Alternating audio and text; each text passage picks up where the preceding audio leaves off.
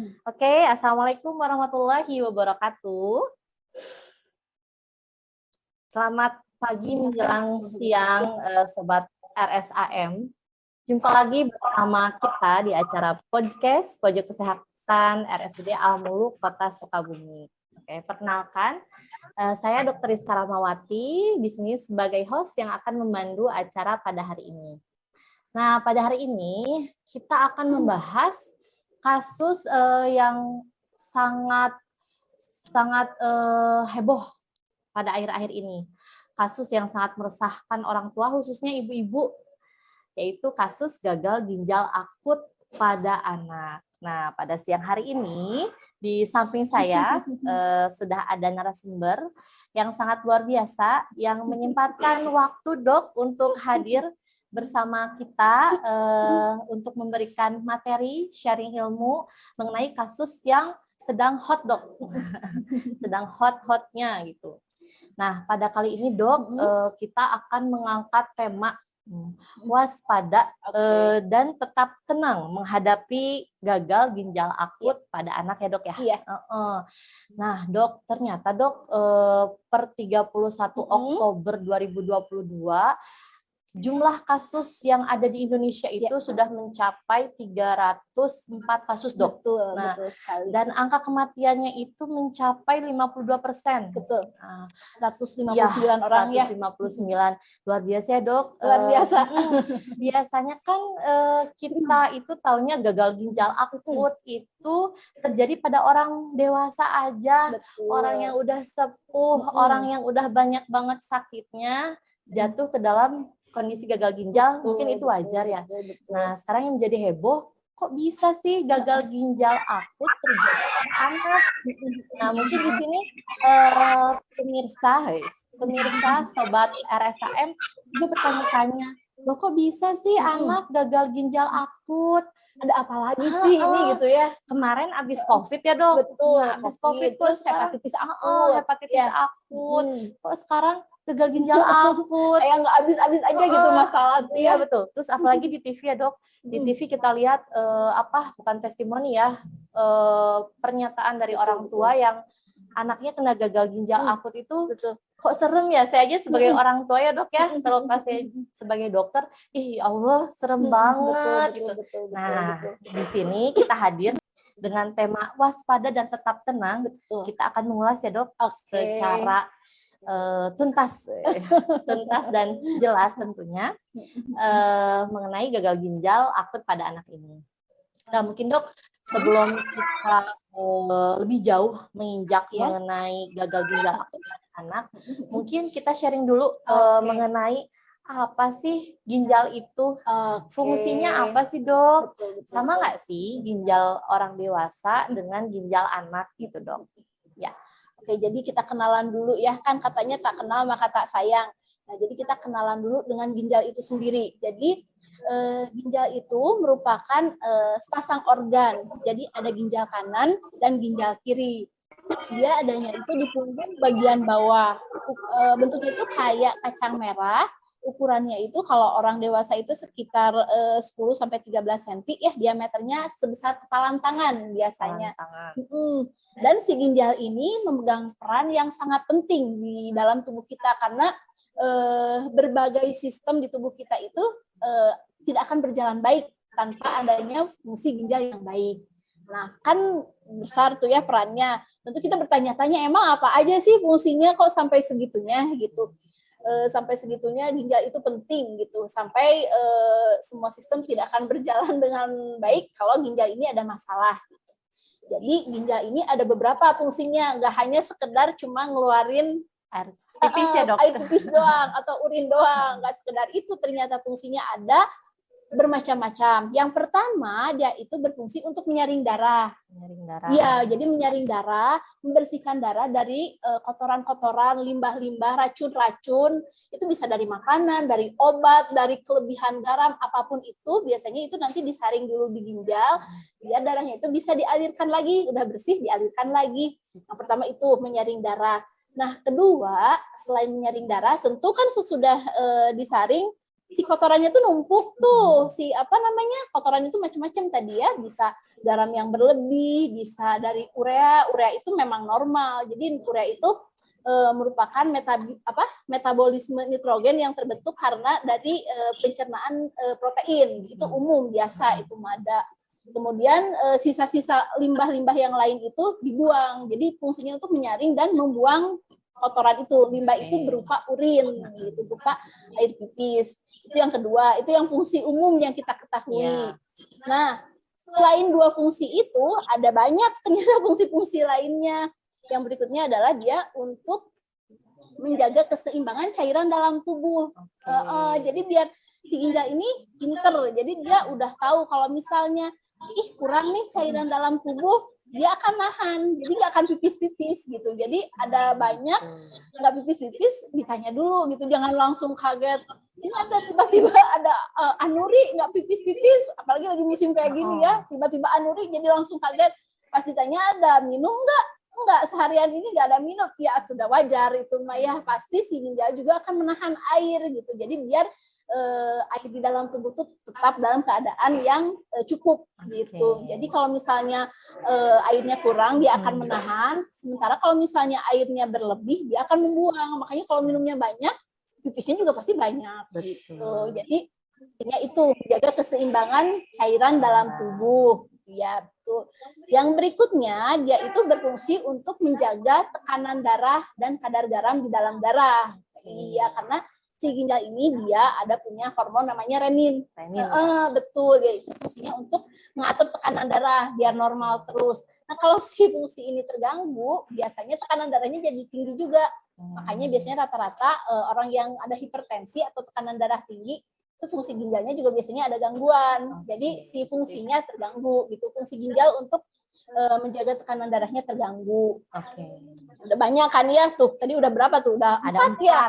Ada 4. Nah, berikutnya ada lagi selain itu yang nggak kita sangka-sangka nih. Apa tuh, Dok? Dia bisa untuk menjaga sel darah merah, mengatur sel darah merah gitu. Karena apa? Karena si ginjal ini dia tuh organ kayak di bawah, kayak yang nggak penting gitu. Tapi ternyata dia bisa mendeteksi kalau misalnya ada tubuh tuh kekurangan oksigen. Nah, dia ada mengeluarkan hormon namanya eritropoietin. Eritropoietin ya, Dok. Eritropoietin. Jadi si hormon itu dia berfungsi untuk merangsang produksi sel darah merah. Jadi kalau misalnya si tubuh itu kurang oksigen, biasanya itu si hormon eritropoietin itu muncul berproduksi gitu. Jadi merangsang sel darah merah. Nah, kalau misalnya kondisinya udah normal, nah biasanya si hormonnya juga berhenti gitu, produksinya stop gitu. Makanya sering pada orang-orang dengan gagal ginjal kronik nih yang sering cuci darah itu suka ada anemia juga, suka disertai pucat gitu. Betul. Karena hormonnya terganggu ya, Dok. Terganggu gitu. Itu kan kayaknya itu kan ginjal mah cuma gitu doang gitu, ternyata ada banyak gitu. Berikutnya untuk menjaga keseimbangan asam basa. Masih ada 6 berarti. Ya, ini ke-6 ya. Ke-6. Masih banyak ya, Dok. Ada lagi menjaga keseimbangan asam basa. Jadi untuk berfungsi dengan baik, kadar asam basa dalam tubuh ini kan harus bagus juga. Jadi biar semua proses metabolismenya itu jalannya normal gitu. Nah, itu si ginjal mempunyai peran di situ, menjaga agar sistem tubuh kita itu pH-nya ada pH-nya kan ya, pH itu kadar asam basa dalam darah. Kalau gitu, kita belajar kan pH itu ada yang di bawah di kimia ya dulu ada ya. asam, ada basa, ya ada netral ya, Dok. Ada netral. Jadi ginjal ini berfungsi untuk mempertahankan agar di keadaan yang netral. Yang aman gitu. Amannya itu dari 7,5 sampai 7,45 tuh pH-nya tuh, pH darahnya pH itu. darah. Itu pH yang aman gitu. Kalau misalnya terlalu asam nanti si semua metabolisme tubuh juga nggak bakalan jalan gitu. Nggak cuma hanya setempat. Jadi nggak hanya lokal di ginjal aja. Kalau ada kelainan tuh pasti semuanya juga terganggu. Seluruh tubuh ya, Dok. Betul. Nah, yang berikutnya ada lagi. Masih ada lagi yang ke-7 itu menjaga keseimbangan elektrolit dan mineral. Elektrolit juga sama kan, itu berperan penting sama ya untuk kelangsungan hidup sel-sel gitu. Ya, terutama di kayak saraf, otot, jantung gitu. juga ya, Dok. Elektrolit. Kalau elektrolitnya ada gangguan, jantungnya juga kan iramannya jadi tidak jelas gitu ya, tidak beraturan. Nah, kemudian yang selanjutnya ada lagi. Ya itu banyak sekali ya ternyata fungsi ginjal. Nggak cuma sekedar buat ngeluarin pipis aja. gitu ya, memproduksi pipis gitu. Ternyata ada banyak. Nah, si ginjal ini dia bisa menghasilkan bentuk aktif dari vitamin B. Vitamin D. Dimana kita tahu kalau vitamin D ini kan perannya penting juga ya buat tulang, kemudian buat imunitas kita juga. Betul. Jadi perannya itu sangat banyak, fungsinya itu sangat banyak. Jadi betapa kita harus benar-benar menjaga fungsi dan kesehatan dari ginjal kita gitu, karena ya fungsinya itu sangat banyak sekali gitu. Kalau itu terganggu, ya otomatis kita juga akan ada imbasnya ke kita juga. Betul. Gitu. Ternyata barusan yang dipaparkan ada kurang lebih 8 fungsi ginjal yang hanya sebesar kepalan tangan, ternyata memiliki tugas dari Subhanahu wa Ta'ala, dari Tuhan Yang Maha Esa itu untuk menjaga tubuh kita biar tetap bisa menjalankan fungsinya ya Dok. Fungsi aktivitas sebagai kita kan taunya cuman ya udah ginjal itu fungsinya buat membuang pipis aja. Ternyata Masya Allah luar biasa sekali fungsinya ya Dok ya. Sekali ya yang kadang kita mungkin nggak nyangka gitu ya.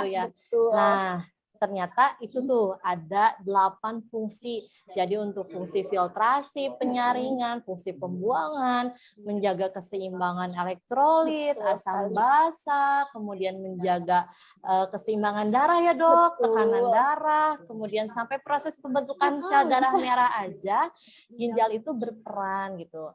Nah, mungkin setelah tahu fungsi ginjal dan ginjal itu apa, kita mulai nih Dok, mulai membahas ke yang lebih spesifik nih Dok. Apa sih Dok gagal ginjal akut pada anak?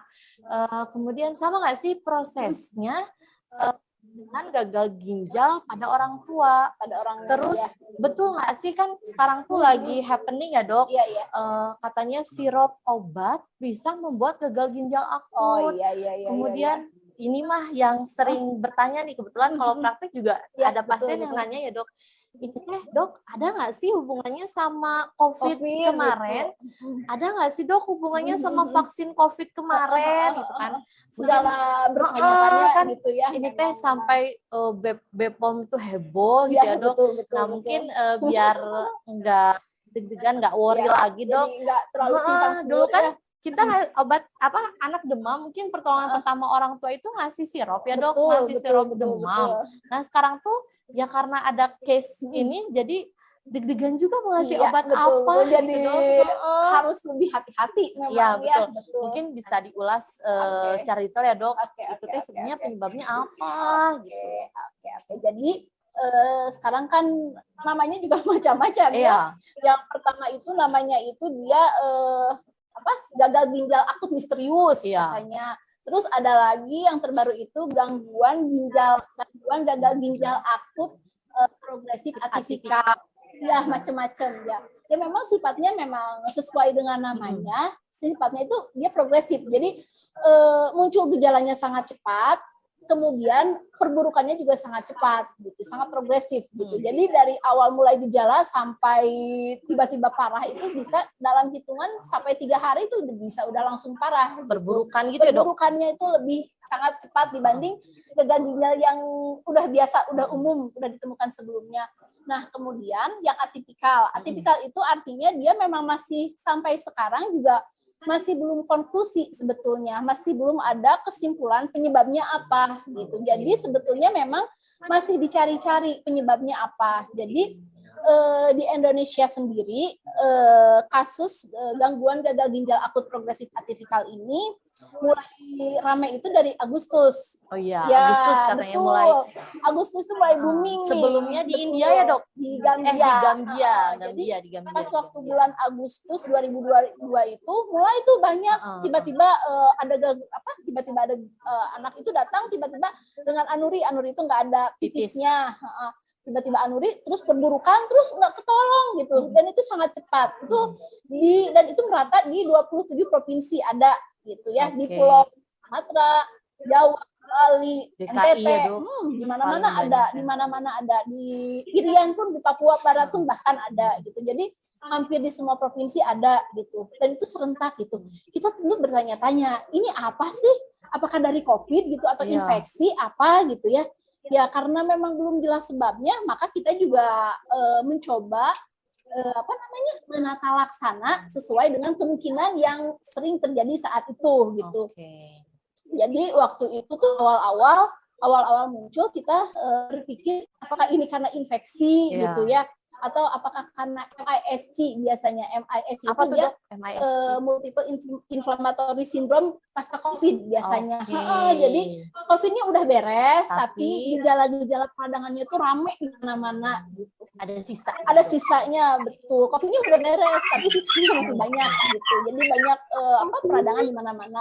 Nah, namun ternyata setelah ditata laksana sesuai dengan kalau misalnya ada infeksi kan kita kasih antibiotik. Kemudian kalau ada si MISC itu kita kasih misalnya terapi antikoagulan ya kayak gitu-gitu, platelet apa-apa macam-macam gitu. Tapi ternyata itu tidak memberikan efek yang bagus. Angka kematiannya tetap tinggi. Nah, kita kan tentu mencari-cari ya, apa sih penyebabnya gitu. Kita juga bingung. Nah, kebetulan dari pas waktu September 2022 itu WHO melaporkan ada kasus yang serupa di Gambia ternyata. Kasus yang serupa di Gambia yang setelah diteliti ternyata itu kebanyakan karena keracunan dari ethylene glycol yang biasanya ada di pelarut dari sirup biasanya. Ethylene glycol sama di ethylene Betul, glycol ya dok ya. sama di ethylene glycol. Sebetulnya kan itu bukan merupakan campuran yang lazim gitu ya. Yang lazim itu biasanya propilen ya. Propilen glikol yang aman ya dok. Yang aman itu cuma ternyata ditemukan itu di Gambia. Nah, tentu kan kita juga karena yang tadi perkiraan kita ternyata karena pasca COVID atau karena infeksi itu ternyata masih tidak terbukti juga, akhirnya kita berpikirlah ke arah situ. Kemungkinan gitu. ada. Kemungkinan ada situ. ke arah situ, walaupun itu pun memang belum konklusi ya. Makanya karena ada kemungkinan ke arah situ, tentu kan pemerintah juga harus mulai waspada gitu. Jadi karena ada kecurigaan ke arah situ, makanya si sirup-sirup itu untuk sementara di-stop dulu ya, untuk di-stop dulu penggunaannya begitu karena takutnya ada di situ. Jadi BPOM sementara ini Badan POM tuh lagi memeriksa dulu gitu. Apa aja sih takutnya memang ada ternyata ternyata memang ada ditemukan gitu pada beberapa produk memang ada ethylene glycol dan diethylene glycol itu. Walaupun memang ada kasus yang di Jogja itu yang anaknya 4 semuanya batuk pilek. Nah, si kakak-kakaknya yang dikasih obat sirup tidak apa-apa. Aman ya dok. Aman, justru adiknya yang tidak mengonsumsi apa-apa terkena gagal ginjal akut. Nah, itu pun memang belum konklusi, cuma setelah diteliti-teliti lebih lanjut, ternyata dari 7 dari 11 anak yang menderita gagal ginjal akut, setelah diperiksa memang ternyata ethylene glycolnya tinggi. Gitu. Makanya diambil kesimpulan untuk sementara konsumsi sirup di stop dulu gitu sampai terbukti tidak ditemukan bahan-bahan yang berbahaya gitu. Siap. Oke, nah berarti memang masih belum konklusi. Betul. Tapi sampai saat ini mungkin pemerintah dan IDAI khususnya dok Ikatan Dokter Anak Indonesia juga masih mencari dan tentunya tetap memberikan tata laksana yang sesuai dengan mungkin gejala klinis. Gejalanya nih dok. Gejalanya kan yang kita nyambung ke gejala sama tanda gejalanya nih dok. Kalau misalnya kita curiga nih dok, anak saya takut gagal ginjal. Itu teh apa aja sih dok tanda dan gejalanya? Terus kadang kan tadi dibahas nggak bisa pipis. Nah, kadang kan kalau nggak bisa pipis, setahu kita kan pasien datang. Biasanya nih anak-anak datang dengan kasus apapun ya dok. Betul. Kalau udah nggak pipis tuh kita sebagai tenaga kesehatan worry. Dari dulu juga kalau ada anak nggak pipis udah takut aja. Sebelum ada gagal ginjal aja, ketika anak tidak ada pipis itu merupakan salah satu tanda gejala darurat gitu ya. Ya, yang bahaya yang dokter tuh yang kita harus gerak tangannya gitu. Betul. Nah, dok, berarti kan kalau misalnya sudah anuri, bisa dibilang udah telat nggak sih dok? Kita tahu bahwa anak, amit-amit ya, anak terkena gagal ginjal. Ada nggak sih tanda gejala sebelumnya dok? Early warning system, kalau kita bilangnya tanda-tanda awal ketika anak gitu ya. itu menuju ke gagal ginjal, biar kita nggak telat gitu dok. Gimana tuh dok?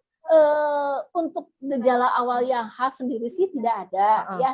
Kebanyakan memang anak itu datangnya sudah dengan kondisi oliguri, pipisnya sedikit atau anuri, bahkan tidak ada sama sekali pipisnya. Namun biasanya si gejala ini dia diawali dengan demam, ada demam biasanya, terus ada gejala-gejala gangguan di saluran cerna.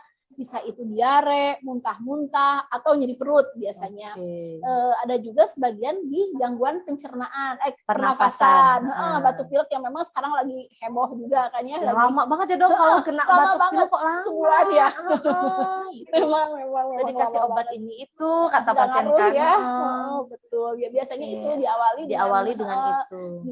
Demam, kemudian ada gejala-gejala di saluran cerna atau di saluran nafas. Nah, biasanya kalau kita tanya-tanya juga ada riwayat lagi nih, ada riwayat biasanya minum obat sirup secara bebas, dikasih pertolongan pertama kan memang udah biasa ya biasanya. Biasa ya dok, sebelum heboh kasus ini. Sebelum heboh kan memang biasa dia cocoknya pakai itu gitu, jadi diulang lagi. Ya memang kalau misalnya udah biasa sih nggak ada salahnya, cuma pas waktu kondisi kayak gini memang perlu hati-hati, betul. Biasanya sih gejalanya itu nggak khas.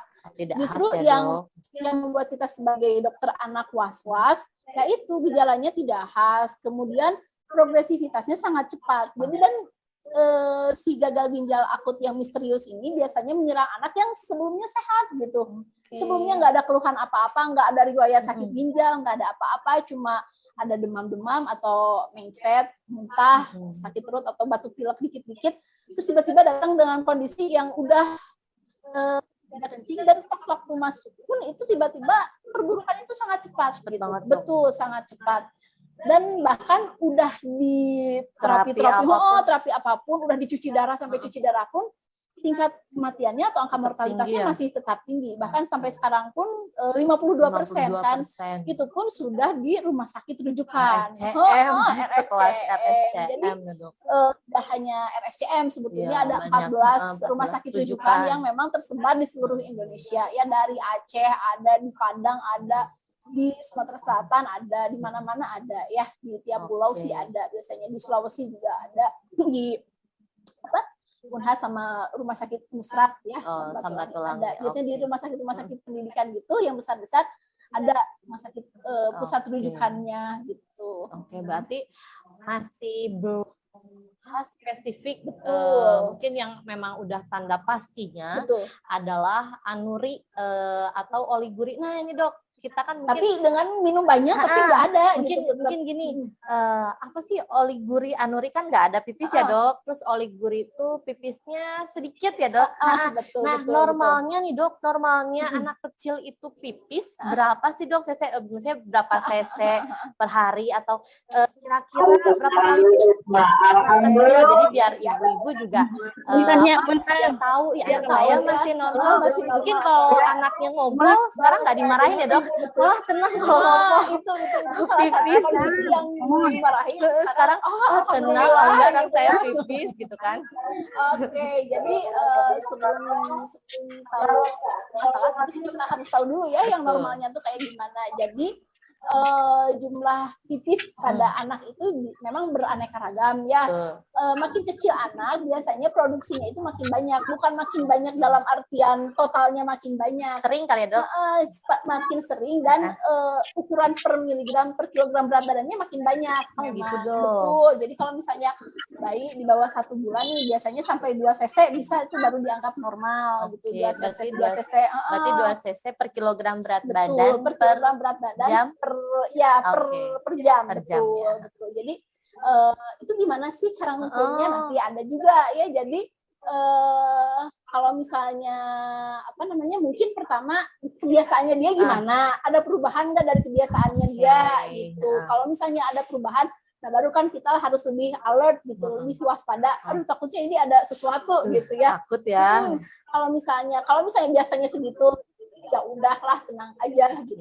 Kemudian bisa dilihat juga dari warnanya. Gitu. Warnanya gimana sih dok? Kalau warna yang bagus tuh kan dia jernih ya. Mungkin paling ada kuning tapi dikit banget. Jernih yang paling bagus itu.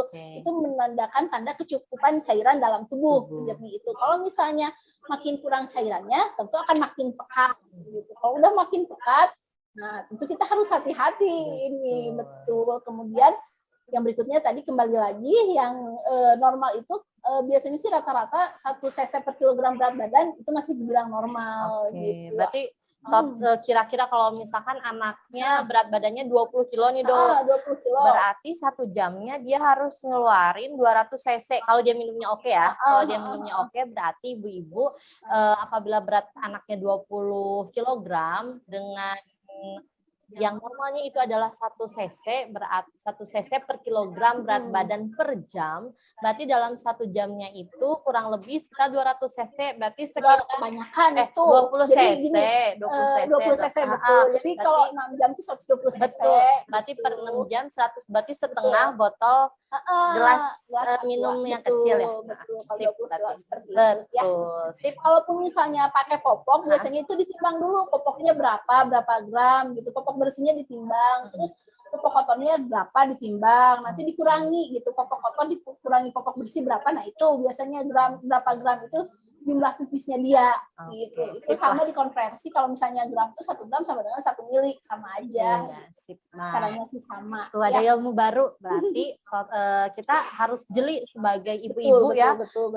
sebagai orang tua, berarti pipis anak aja harus kita perhatiin loh. Apalagi sekarang yang biasanya kita abai ya, maksudnya kita nggak tahu, nggak nanya udah pipis apa belum. Mungkin sekarang dengan ada ini mungkin juga kita harus lebih rajin. Ya. Udah pipis belum deh, udah pipis belum Kak, berapa banyak, mungkin ya gitu ya Dok. Sip. Oke nih, udah tadi tandanya udah. Nah, gimana nih Dok kalau misalkan amit-amit ya udah terkena gagal ginjal Dok, terapinya tuh apa aja sih Dok? Sama nggak sih sama kayak orang tua harus sampai dicuci darah? Kan kalau orang tua gagal ginjal itu harus dicuci darah, ada yang sampai seminggu 2 kali, seminggu 3 kali gitu Dok.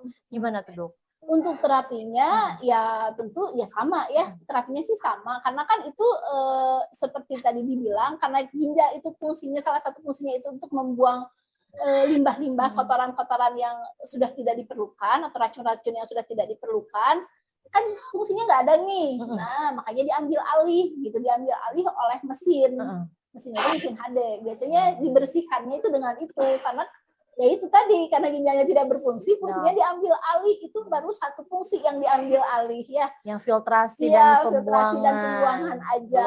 Yang 8 yang 6 sisanya itu belum nggak bisa terganti dengan ada gitu. Kayak apa namanya? Fungsi pembentukan sel darah merah atau vitamin D apa itu tidak terganti dengan HD itu. Terapinya sama dengan HD biasanya. Terapinya dengan HD dan terakhir itu dia dikasih antidot buat ethylene glycol namanya. Sekarang kan udah pemerintah kan bilang bisa mengcover ya antidot. Betul antidot buat ethylene glycol ya. Takutnya dari toksik ya Dok, dari racun. Ya gitu ya Dok. Dan mungkin sama ya Dok kalau untuk terapi. Nah Dok, gimana nih Dok? Kita sebagai orang tua bagaimana cara menjaga agar ginjal anak kita itu bisa tetap sehat? Dok, apa aja sih yang bisa memperberat kerja ginjal, terus sampai jatuh ke kayak kondisi gagal ginjal gitu Dok? Jadi kembali lagi, sebetulnya apapun penyakitnya ya kembali lagi ke PHBS dan healthy lifestyle gitu, cara hidup yang sehat. PHBS, perilaku hidup bersih sehat. Ya tentu kita harus jaga makanan kita, makanan dengan gizi yang baik dan seimbang. Kemudian ya pandemi ini kan udah mengajarkan kita berbagai macam hal. Nah itu kan kebiasaan baik yang perlu dilanjutkan gitu ya, cuci tangan, kemudian pakai masker ya, kemudian hindari kerumunan, yang kayak gitu-gitu itu tetap dilanjutkan. Kemudian yang berikutnya perilaku hidup bersih sehat, healthy lifestyle itu jadi menjaga pola hidup yang sehat, hampir sama ya, istirahat yang cukup gitu. Istirahat yang cukup, anaknya diperhatikan. Jangan misalnya malam masih begadang, masih main gadget, nggak ketahuan gitu. Orang tuanya udah tidur, anaknya masih anteng aja main gadget. Nah, itu jangan sampai kayak gitu. Karena apa? Karena dengan istirahat yang kurang itu otomatis akan menurunkan sistem imunnya juga gitu ya. Kemudian yang berikutnya ya hindari jajan-jajanan yang nggak jelas MSG, gitu yang ya, nggak jelas. betul. Oh ya Itu dok, bisa ini memperberat itu apa sih juga dok, kerja minuman ginjal juga. kemasan ya dok? Nah, Sekarang betul, lagi itu in banget betul, maksudnya. betul. Kalau dulu kan paling teh aja dok minuman kemasan. Kalau sekarang udah sampai ke Segala minuman energi dok. betul, betul, Energi betul, dan betul, itu betul. dikonsumsi oleh anak Ya, anak-anak anak balita SD, gitu, anak mending TK anak gitu dok. betul, anak-anak Dan balita juga kadang maksudnya udah itu aman gak sih dok? Kadang kan orang tua ya udah ngasih kasihan daripada aja, nangis, artinya dia gitu. langsung gitu ya. Kalau menurut saya sih yang kayak gitu-gitu mendingnya dihindari Hindari ya, ya dok. ya apapun yang kira-kira ini kerugiannya lebih besar dari manfaatnya, udahlah ditinggalkan dulu untuk Tinggalin sementara ini. aja ya. Betul. Jadi memang mengonsumsi makanan yang memang bermanfaat aja buat tubuh kita, yang apa namanya, manis juga harus dikurangi, garam-garam juga harus dikurangi gitu. Itu kan hal-hal yang bisa memperberat kerja ginjal ya, betul. Jadi makan dengan diet gizi seimbang, kemudian apa namanya, sayur dan buah diperbanyak, gitu, protein yang cukup, gitu aja ya sebetulnya. Kemudian tadi ya ini aktivitas anaknya juga ditingkatkan, gitu. Jangan mager terus, betul, harus olahraga juga, gitu. Jangan diem aja di rumah pakai gadget gitu ya, anteng dengan gadget. Ada kan orang tua, udahlah yang penting nggak nangis, ya udah HP aja. Soalnya lagi banyak kerjaan gitu ya, nggak mau gitu. Berarti harus lebih caring, lebih aware terhadap anak kita itu kan ya. Sebetulnya ada hikmah juga ya yang bisa diambil. Hikmahnya itu kita jadi berperilaku yang hidup yang lebih sehat. Dan gitu kita ya. jadi lebih dekat dan memperhatikan anak-anak kita. Lebih memperhatikan anak. Dan hindari, orang tua mungkin hindari membeli obat sembarangan. Karena motornya lagi di jalan. Sebenarnya bukan untuk saat ini aja sih, untuk nanti juga ya. Cuma terutama untuk saat ini karena kasusnya lagi banyak-banyaknya, ya mendingan untuk sementara dihindari dulu aja. Betul, sip. Kayaknya udah jelas banget nih dok, dari mulai ginjal itu apa, fungsinya yang tadi ada 8 itu apa, kemudian gagal ginjal akut juga udah kita bahas. Betul. Dari mulai tanda-tandanya, kemudian penyebabnya apa, terus pengobatannya juga seperti apa, dan cara menjaga seperti apa. Mungkin ini kan via Zoom ya, mungkin ada dari peserta webinar ada yang ingin bertanya, boleh raise hand langsung dan membunyikan mikrofonnya biar kita tahu kalau misalnya ada yang mau ditanyakan dan langsung dijawab oleh ahlinya. Daripada memang dengan dihentikannya sirup ini menimbulkan was-wasan gitu ya, huru-hara di masyarakat ya. Sampai bingung, aduh kemarin saya ngasih obat, aduh takut gitu kan. Mungkin ada di sini yang ingin bertanya, boleh raise hand aja, diangkat tangannya atau langsung dibunyikan aja mic-nya. Boleh nanti dibantu. Ini udah banyak banget dok peserta kita dok yang menyimak. Karena lagi in banget dong. Ini udah ada 63, banyak sekali. Oke, selamat datang ya. Terima kasih sudah menyaksikan. Mungkin ada di antara ibu-ibu di sini, banyaknya ibu-ibu nih yang tanya, mumpung ada narasumber. Ini dari Surabaya, berkenan untuk bertanya, bolehkah? Oh, belum ada. Oke. Mungkin terakhir sih dok, saya masih penasaran nih dok, kalau misalnya obat sirup nggak boleh, obat tablet boleh nggak sih dok? Kan saya ada anak umur 6 tahun, dia demam nih dok, demamnya tinggi nih, mungkin ke rumah sakit jauh, udah malam, itu teh boleh nggak sih dok obat demam yang tablet gitu digerus gitu dok? Boleh nggak nih? Mungkin ada yang tanya itu nih. Oke, jadi memang bentuk clear itu memang satu alternatif ya. Betul. Salah satu alternatif diberikan sebagai pengganti sirup yang sementara ini masih simpang siur. Sebetulnya memang sudah ada beberapa obat yang dinyatakan aman. Sudah ada terakhir itu kalau nggak salah sekitar 198 obat ya yang dinyatakan aman oleh Badan POM. Namun ternyata kan ada beberapa obat yang udah dinyatakan aman, efeknya nggak jadi amannya, gitu seperti itu. Jadi tetap hati-hati. Harus tetap hati-hati. Gitu. Dan itu kan yang aman itu yang diperiksa ada nomor batch-nya juga. Jadi belum tentu yang misalnya nomor batch-nya beda gitu ternyata. Meskipun satu produk yang sama dengan batch yang berbeda.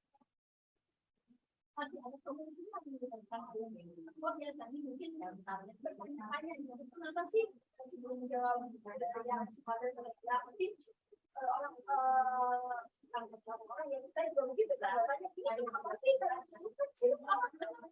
ya apa sekarang jadi ramai-ramai mungkin konspirasi ada mungkin konspirasi aja ini pemerintah mau nyusahin apa gitu kalau ya macam gitu ya kayak gitu pasti dan tidak dapat sendiri pasti ada yang apa gitu.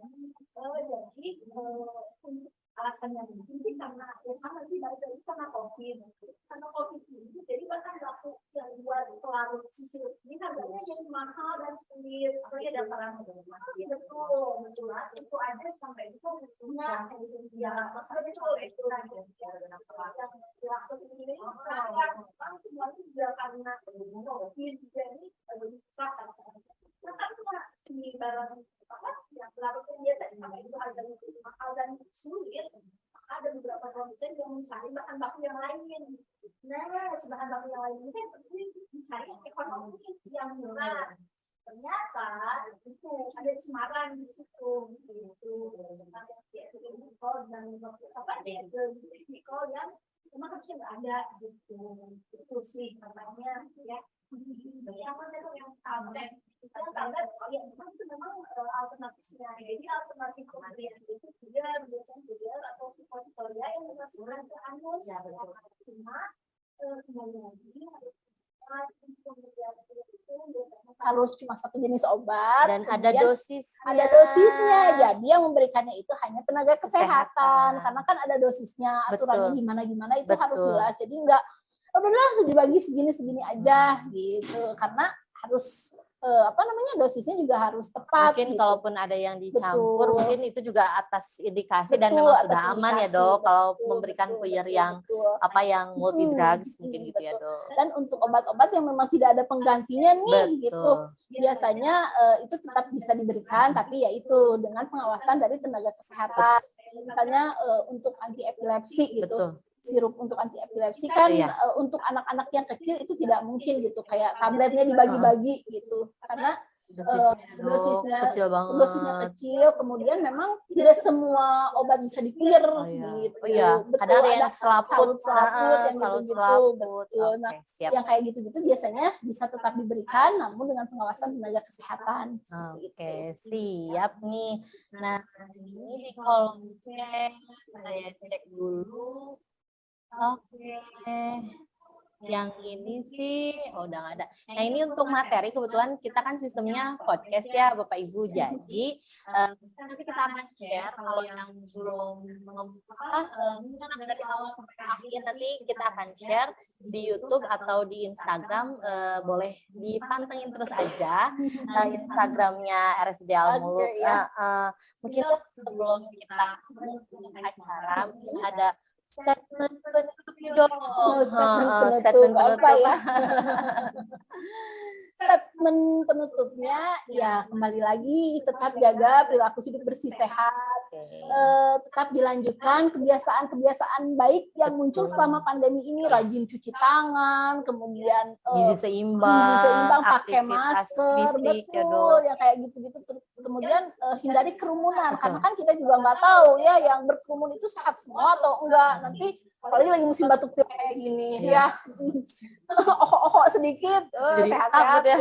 Iya betul, jauhi kerumunan. Kemudian ya itu makannya dengan gizi yang diet gizi seimbang, kemudian istirahat yang cukup, aktivitas juga harus untuk anak-anak ditingkatkan yang di luar, jangan diem aja gitu. Oke, sip. Terima kasih sama banyak. Satu lagi, jangan beli obat sembarangan. Betul. Jangan konsumsi obat sembarangan dan tetap tenang, jangan panik. Waspada boleh. Waspada boleh. Panik jangan. Ya, jadi kita harus tetap hati-hati, tapi tidak menyebabkan kepanikan sampai aduh ini gimana. Karena kalau panik justru kan kita jadi nggak tahu harus berbuat apa. Orang tua panik jadinya nggak bisa berpikir jernih ya Dok. Yang harusnya demam harusnya kita kompres aja. Jadi dada jadi satu lagi. Jadi dengan adanya gagal ginjal kronik ini memberikan pelajaran ke kita, jangan dikit-dikit tuh dikasih obat. Betul. Jangan dikit-dikit dikasih obat. Karena apa? Karena panas juga kan sebetulnya itu mekanisme pertahanan tubuh. Gitu. Betul. Panas itu bukan musuh kita sebetulnya. Kita kasih obat panas pun tujuannya bukan menurunkan panas sebetulnya. Itu cuma memberikan efek nyaman aja gitu, efek Untuk nyaman anak. pada anak.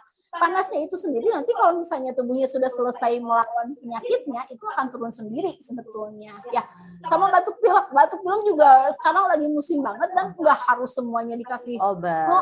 Udah sebulan ini tuh gini-gini aja ya. Itu lingkungannya dulu diperbaiki, ayam merokok. Gimana mau dulu lingkungan sekitarnya juga banyak yang batuk pilek gitu ya pasti ayo kayak bola pingpong Ya dok. betul. Oke. Oh ada yang Oke. raise hand. Oh siapa nih yang raise hand? Kita lihat. Boleh di open mic aja Bu. Ya silakan yang raise hand. Siapa ini ada? Ya, saya dari Surabaya. Ini laki-laki nih, Mbak. Bapak. Alhamdulillah ada bapak ya. Wilujeng Pak, silakan. Bapak Alhamdulillah, syukurillah. Saya hendak mau bertanya kepada dokter yang mulia di pagi hari yang lancar ini. Pertanyaan saya ialah berkaitan dengan masalah gejala anak-anak terkena namanya ginjal itu, persoalannya apakah dari anak-anak itu gen atau mungkin karena faktor masa kecilnya, faktor dari orang tua terlalu minum yang terlalu overload terkait dengan masalah kimiawi atau bagaimana ya? Karena persoalannya pada umumnya ya, namanya sudah kena ginjal itu ya kategori umur 30 ke atas lah, atau mungkin 40 tahun ke atas itu layak untuk kena namanya serangan ginjal, karena faktor pola minum yang begitu enak-enak tetapi tidak sehat seperti Kratindeng, seperti extra jos, seperti 150 itu pemicu sekaligus penyebab. Nah oleh karenanya itu dengan era seperti ini kan ngeri banget, anak kecil sudah kena ginjal. Ini sangat begitu memprihatinkan kalau saya bilang. Nah, mohon dengan sangat pencerahannya dok, mungkin karena faktor apa yang sebenarnya anak kecil kok sudah kena ginjal tersebut. Terima kasih. Assalamualaikum warahmatullahi wabarakatuh. Waalaikumsalam warahmatullahi wabarakatuh. Makasih banyak Bapak atas pertanyaannya. Nah dok, mungkin mengulas lagi ya dok, ini penyebabnya genetik kah atau dari bahan-bahan kimia yang tadi udah kita bahas, minuman kemasan, minuman energi atau seperti apa nih dok? Biar lebih jelas. Biar lebih jelas lagi ya. Sebetulnya juga tadi udah dijelaskan, cuma kita jelaskan lagi ya. Jadi penyebabnya untuk sementara sih bukan karena genetik ya, belum dipikirkan karena genetik. Jadi untuk penyebab sementara yaitu lebih karena untuk saat ini ya, karena kan namanya belum diketahui, kita juga masih mencari-cari atipikal. Tipenya nggak khas gitu. Tipenya nggak khas gitu, penyebabnya apa nggak khas. Jadi kita masih mencari-cari sebetulnya. Cuma untuk yang saat ini diyakini saat ini penyebabnya yaitu dari bahan-bahan yang tercemar yang terdapat di dalam pelarut sirup gitu. Awalnya kan cuma paracetamol doang tuh ya. Yang dilarang tuh bahkan ada sebagian yang berpendapat paracetamol itu penyebab gagal ginjal. Ternyata bukan paracetamolnya mah dia baik-baik aja, nggak ada masalah. Ya, cuma yang jadi masalah pelarut sirupnya. Kebetulan mungkin anaknya demam, mendapatnya paracetamol, itu pelarutnya yang menyebabkan masalah, bukan dari paracetamolnya itu sendiri. Iya. Nah mungkin kondisi-kondisi yang tadi Bapak bilang anak kecil sudah banyak minuman-minuman yang kayak gitu, nah itu mungkin bisa bisa jadi faktor predisposisi. Predisposisi itu faktor yang apa ya? Pendukung betul, untuk menjadi sakit gagal ginjal. Betul. Jadi udah mah dia sehari-hari dapat konsumsi minuman kayak gitu, tiba-tiba ditambah lagi yang kayak gitu, jadi malah makin memperberat gitu. Tapi bukan penyebab utama. Walaupun begitu tetap harus dihindari buat anak-anak ya, karena memang tidak sesuai, jangan kan untuk anak-anak, untuk dewasa juga sebetulnya pilih-pilih ya dok, pilih-pilih dan harus dibatasi. Betul. Gitu. Ya. Ini bisa menjawab ya Bapak untuk pertanyaannya. Seru banget ini. Kayaknya masih pengen tetap lanjut ya ngobrolnya karena seru banget dan banyak banget dok apa ilmu saya sebagai dokter nih jadi terbuka lagi mengenai gagal ginjal itu seperti apa dan mungkin kita sebagai orang tua ya mungkin selalu ada manfaat di balik sebuah peristiwa mungkin ya mungkin Allah Allah mengajarkan kita bahwa kita sayangi lagi anak kita perhatiin lagi anak kita.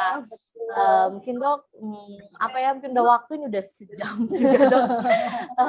Kita harus berakhir di sini dok. Padahal masih pengen banget ngobrol nih mengenai kasus gagal ginjal. Nah, ternyata meskipun waktunya udah mepet banget sih dok, tapi di panitia ternyata ada disediakan door prize nih. Bagi yang masih mau bertanya, dipersilakan lagi untuk buat pertanyaan dan akan mendapatkan door prize yang menarik yang nantinya bisa diklaim ke RS Amluk. Mungkin masih ada yang mau bertanya, kita kasih waktu deh dok. Boleh nggak? Siap. 5 menitan deh, 5 menit lagi. Mungkin masih ada lagi yang bertanya.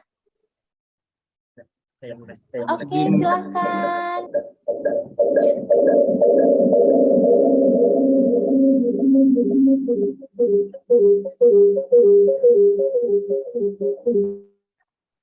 Boleh. Izin bertanya dok. Boleh, ya.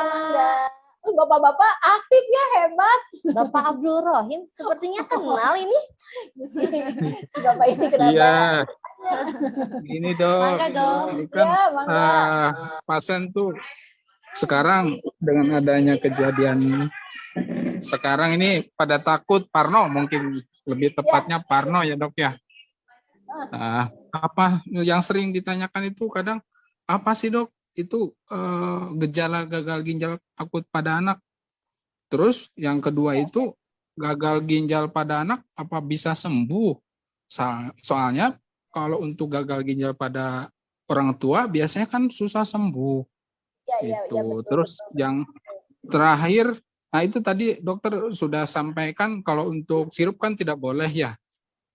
Nah, selain kompres, terus selain minum obat tablet, apakah ada tip untuk menjaga kesehatan anak dari itu? Apakah itu batuk, apakah itu demam? Yang sering kan itu yang pada anak biasanya yang membuat orang tua senewan tuh itu dua itu. Nah, mungkin itu saja dari saya dok. Oke, terima Langsung kasih jawab Pak aja. Abdul ya. Oke, terima kasih ya. Dok, ini dokter Abdul Rohim ini menyimak juga ternyata. Oke dok, langsung saja dijawab ya dok. Oke, jadi yang pertama itu pertanyaannya gejalanya apa Gejalanya sih gitu ya. apa? Jadi gejalanya kan ya namanya gagal ginjal berarti ya nggak ada pipis. Biasanya pipisnya yang makin berkurang atau justru makin nggak ada sama sekali. Nah itu biasanya selain nggak pipis itu biasanya ada gejala-gejala lainnya juga gitu, demam Yang tadi tanda ada infeksi ya dok. ada demam atau misalnya ada tanda-tanda masalah di saluran pencernaannya kayak ada muntah, sakit perut, kemudian diare atau di saluran nafas ada batuk pilek gitu. Terus itu Kadang-kadang bengkak-bengkak nggak sih dok? Kan kalau misalnya ginjal yang lain, misalnya kita tahu ada penyakit namanya sindrom nefrotik akut. Kalau anak itu ya, bengkak-bengkak gitu ya. atau ginjal gagal ginjal orang dewasa itu biasanya bengkak seluruh tubuh tuh dok. Udah mana saka. Begitu juga nggak sih anak? Nah kalau pada gagal ginjal akut misterius ini atau gagal ginjal akut progresif atipikal ini, bukan jadi belibet ngomongnya. Nah itu biasanya nggak nyampe menimbulkan bengkak-bengkak karena perjalanan itu progresivitasnya itu sangat cepat. Jadi nggak pipis, habis itu tiba-tiba makin lemes, ada penurunan kesadaran, ada kejang, ada macem-macem, dan dicek ternyata fungsi ginjalnya juga. Jadi biasanya selain anuri kita cek juga tuh ureum kreatinin ya dok. Nah, itunya juga ada gangguan. Kalau ada gagal ginjal akut kan namanya gagal ginjal akut pasti ureum kreatininnya juga terpengaruh gitu. Itu juga pasti ada gangguan. Nah kalau kita cek itu ternyata begitu juga naik juga semua nilainya. Ya, tentu kita lebih curiga ke arah situ. Apalagi kalau misalnya sebelumnya ada riwayat minum sirup-sirup yang kayak gitu atau obat yang dijual bebas gitu. Biasanya sih seperti itu. Ya, jadi nggak sampai menimbulkan bengkak-bengkak kayak sakit ginjal pada umumnya. Ini langsung tiba-tiba jatuh ke kondisi yang udah Gawat gawat gitu. gitu. Oke, Gawat, berarti nggak khas. betul, tidak khas memang. Progresivitasnya juga sangat cepat. Nah, itu yang bikin bingung gitu. Belum juga kita sempat mencari tahu ini penyebabnya kira-kira Udah karena jelek apa? aja. Udah jelek aja gitu. Oke, Dan gitu. berikutnya bisa sembuh atau bisa enggak? sembuh nggak sih, Dok? Nah, sayangnya 52% ya, Dok. betul, angka kematiannya atau Tinggi. mortalitasnya itu lumayan tinggi ya, dari 304 kasus yang dilaporkan 159 ya. Jadi 52% ternyata tidak tertolong. Itu bahkan setelah dilakukan hemodialisis, gitu. Cuci darah. Cuci darah. Namun biasanya kalau pasiennya sembuh, ya biasanya sih kalau kayak gini sembuhnya sembuh biasa aja lagi. Gitu. Tapi ada ya, Dok, yang sembuh mah ada. Ada. Ya, Cuma itu kan sisanya sembuh, 48% sembuh. Angkanya mungkin lebih tinggi kematiannya Betul. dibanding angka Yang sembuh kesembuhan biasanya ya, sih sembuh biasa. Gitu. Ada Sembuh gejala biasa sisa nggak aja. sih, Dok, kalau habis gagal ginjal akut? Gejala sisa mungkin gejala sisa dari keluhan-keluhan sebelumnya, kayak misalnya ada gangguan saraf atau apa gitu. Biasanya kalau misalnya udah parah banget, itu kan racunnya juga udah nyebar kemana-mana ya. Nah, gejala sisanya biasanya kalau misalnya udah kadung nyerang ke organ lain, nah ada sisanya. Gitu.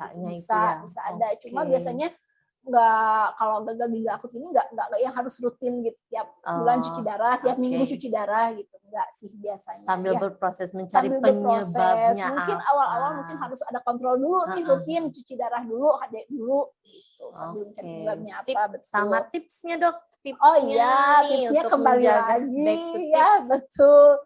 Jadi kalau ada demam mungkin jangan buru-buru dikasih obat, batuk pilek juga jangan buru-buru dikasih obat gitu. Betul tadi seperti yang Pak Abdul bilang ya, banyak minum dulu, kemudian kompres air hangat gitu. Kemudian penuhi dulu kecukupan makanannya.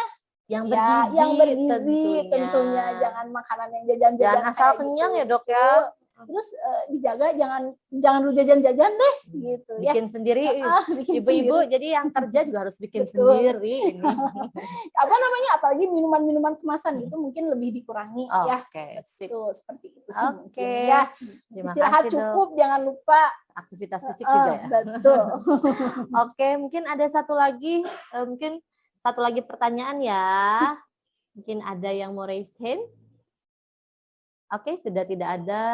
Oke, karena waktu juga sudah. Jadi door prize-nya jatuh kepada bapak-bapak saja. Ya, bapak ibu-ibunya pada kemana ini? Pada banyak loh. Banyak ini ibu-ibunya nih, ada dari RA, dari IGRA. Wah, ini banyak yang menyimak. Oke deh, mungkin karena waktu sudah menunjukkan pukul 11.10 juga ya. Mungkin kita sudahi dulu, padahal mesti pengen mengulas nih. Mungkin untuk pertemuan kita kali ini, acara kita kali ini kita sudahi sampai di sini. Terima kasih ya, kami ucapkan kepada narasumber kita, Dr. Dinik Nurul FLA, spesialis anak, dan juga kepada seluruh yang peserta yang telah menyimak dari awal sampai akhir. Semoga apa yang diberikan sharing atau materi yang diberikan oleh narasumber kita itu bermanfaat dan bisa kita aplikasikan kepada kehidupan kita sehari-hari, khususnya anak-anak yang kita sayangi dan kita cintai. Mungkin tetap jaga kesehatan, tetap ber-PHBS, berperilaku hidup bersih dan sehat, sayangi diri kita, sayangi keluarga kita, karena sehat itu dimulai dari diri sendiri. Mungkin wabillahi taufiq wal hidayah. Wassalamualaikum warahmatullahi wabarakatuh. Dan sebelum penutupan, mari kita foto bareng dan boleh dibuka dulu kameranya para ibu-ibu dan bapak-bapak yang telah menyimak, yang masih ada di ruang Zoom. Kita berfoto-foto cantik dulu. Banyak sekali ini. Foto cantik dan foto ganteng. Asik. Oke. Siap-siap ya. 1, 2, 3. Oke, slide selanjutnya. 1, 2, 3. Oke. Masih ada? Ya, 1 kali lagi. 1, 2, 3. Oke, sip. Terima kasih atas perhatiannya. Sampai bertemu kembali di podcast kita selanjutnya. Assalamualaikum. Waalaikumsalam warahmatullahi wabarakatuh. Baru ada suaranya ini ibu-ibu. Suaranya. Oke. Ya. Kan tadi terpesona sama materinya. Masya Allah. Masya Allah.